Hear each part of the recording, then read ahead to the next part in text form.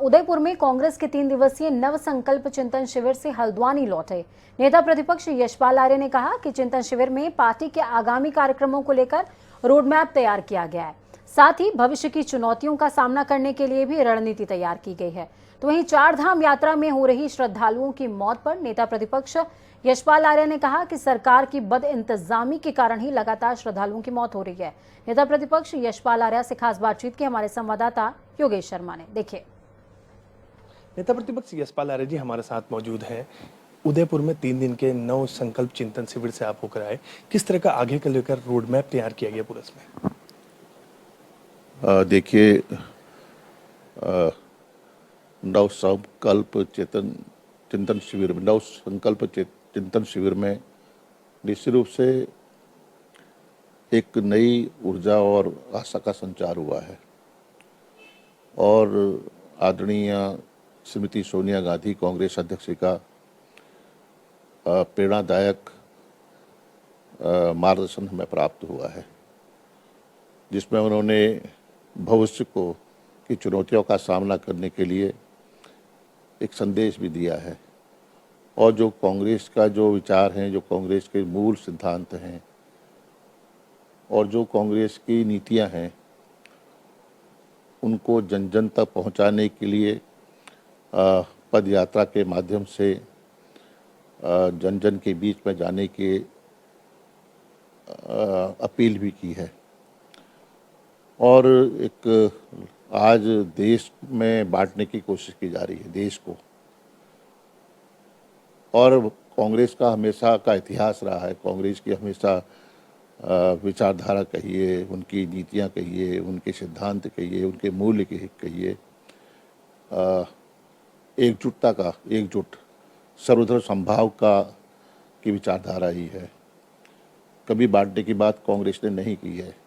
कांग्रेस ने जोड़ने की बात की है, समाज को जोड़ने की बात की है और एक नए संकल्प के साथ भारत जोड़ो, इस संकल्प के साथ हमें आगे बढ़ना है।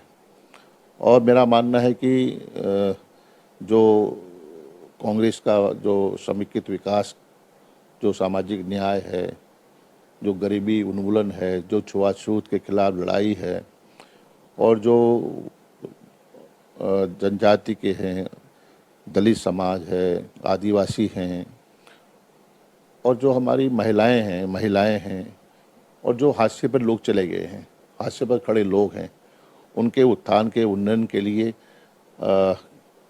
कांग्रेस ने बहुत काम किया है और नीतियां बनाई है, पॉलिसीज बनाई हैं, कल्याणकारी कार्यक्रम बनाए हैं।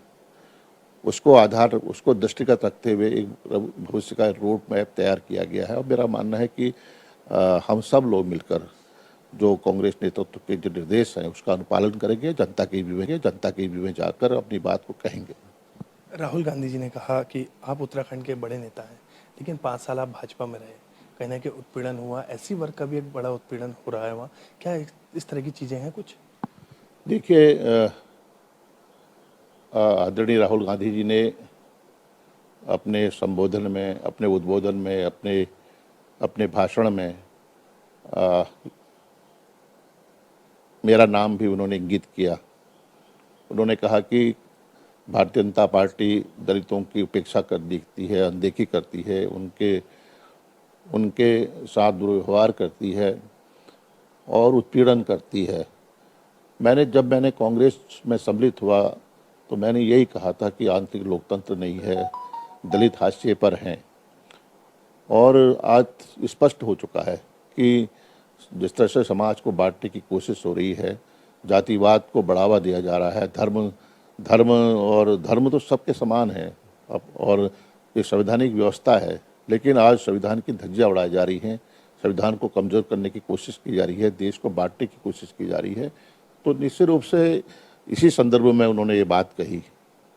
केदारनाथ धाम में लगातार श्रद्धालुओं की मौत हो रही है, सरकार के इंतजामों को किस तरह से देखते हैं? अब देखिए, सरकार के इंतजामात, सरकार की जो व्यवस्थाएं जग जाहिर हो चुकी हैं और सरकार अब भी गंभीरता से नहीं ले रही है। मौतों का आंकड़ा 44 तक जा पहुंचा है और वो कहते हैं कि मोक्ष की प्राप्ति हो रही है। इससे बड़ी शर्मनाक और दुर्भाग्यपूर्ण बयान कभी देखने को नहीं मिलेगा। ये उत्तराखंड का अपमान है। पूरे देश में उत्तराखंड की अपनी एक पहचान है, देवभूमि कहा गया है और लाखों श्रद्धालु और पर्यटक उत्तराखंड में आते हैं।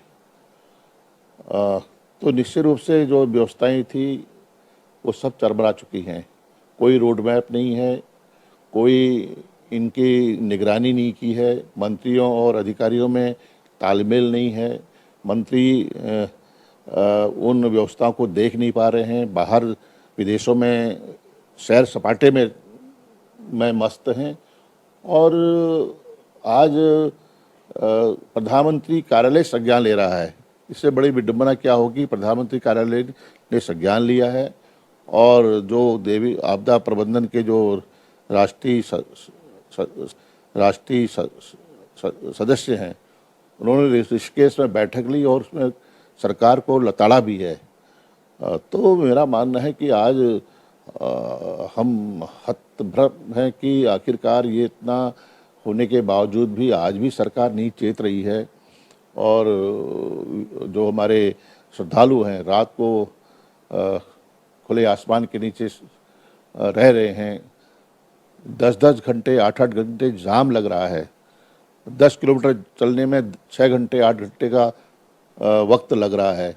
तो बद इंतजामी है और कोई आज इतना होने के बावजूद भी अभी भी सरकार सोई हुई है। तो मेरा निश्चित रूप से मत है कि ये उत्तराखंड की देवभूमि की और चारधाम यात्रा के जरिए जो हमें 1200 करोड़ का लगभग राजस्व की प्राप्ति होती है, उस समय भी भारी क्षति पहुंचेगी और एक संदेश जो जा रहा है पूरे देश भर में, पूरे दुनिया में, विश्व में कि उत्तराखंड की भारतीय जनता पार्टी सरकार चारधाम यात्रा को निर्विघ्न रूप से संचालित नहीं कर पा रही है।